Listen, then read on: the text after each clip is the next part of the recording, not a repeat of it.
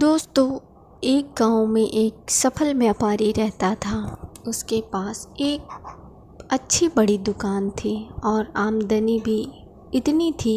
गांव में सबसे ज़्यादा अमीर वही था। हर आदमी उससे अच्छे से बात किया करता और वह लोगों की बहुत मदद भी करता। वह दिन रात मेहनत करता और बाकी समय में पूजा पाठ भी करता। लोग उसकी बहुत इज्जत करते थे, पर उस व्यापारी की एक बुरी आदत थी। वह जल्दी गुस्से में आकर लोगों से बुरा भला कह देता था, जिससे गांव के बहुत से लोग उससे नाराज़ रहते।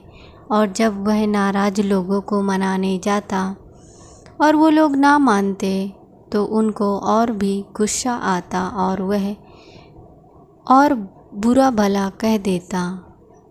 फिर बाद में व्यापारी को बहुत बुरा लगता। एक बार गांव में एक बहुत ज्ञानी संत आए। कुछ ही दिनों में दूर दूर तक उनके ज्ञान के चर्चे होने लगे। जब यह बात व्यापारी को पता चली तो वह दौड़कर संत से मिलने पहुंचा।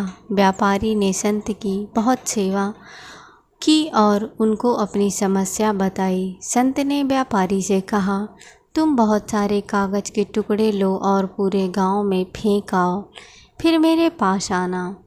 व्यापारी बिना सोचे समझे दिन भर कागज़ के टुकड़े छोटे छोटे पूरे गांव में फैला देता है और फिर संत के पास पहुंच जाता है।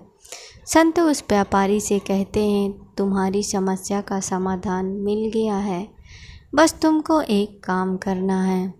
तुम जाकर उन सभी कागज़ के टुकड़ों को इकट्ठा करके यहाँ ले आओ। अपनी समस्या का समाधान पाकर व्यापारी बिना कुछ सोचे समझे उन कागज़ के टुकड़ों को इकट्ठा करने पहुँच जाता है।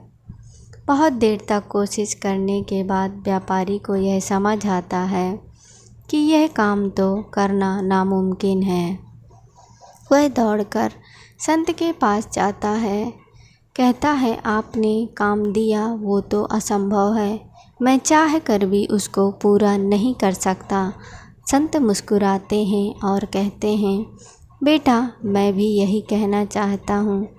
किसी को कहे अपशब्द वापस नहीं आते, इसीलिए हमें हमेशा सोच समझ कर बोलना चाहिए। आज के बाद तुम यह बात अपने मन में अच्छे से बिठा लो, चाहे कुछ भी हो जाए तुमको किसी को अपशब्द नहीं बोलना है। व्यापारी की आंखें खुल जाती हैं और वह दोबारा भी जब भी किसी को गुस्से में कुछ बोलने वाला रहता है उसको कागज़ के टुकड़ों का उदाहरण याद आता है। शिक्षा, इस कहानी से हमें ये सीख मिलती है कि कितनी भी मुश्किल क्यों ना आए, हमें अपशब्द नहीं बोलने चाहिए, क्योंकि अपशब्द से हुए नुकसान की भरपाई करना असंभव है। गलत शब्दों से किसी को ठेस नहीं पहुंचाना चाहिए।